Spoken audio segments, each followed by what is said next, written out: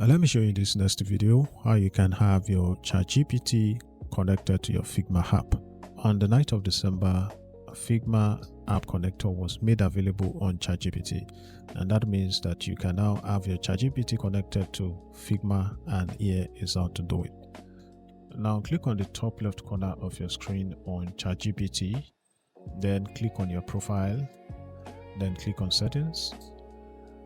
Go ahead and click on apps and connectors, and from the list of apps you'd want to look out for Figma, which is right here, and it allows you to create diagrams, presentations and marketing assets directly from ChatGPT.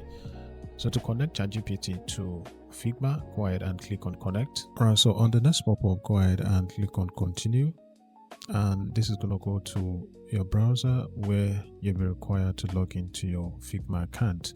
So just go ahead and click on agree and allow access to connect your Figma to ChatGPT.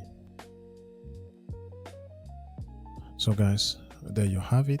Thank you for watching, and I'll see you in the next one.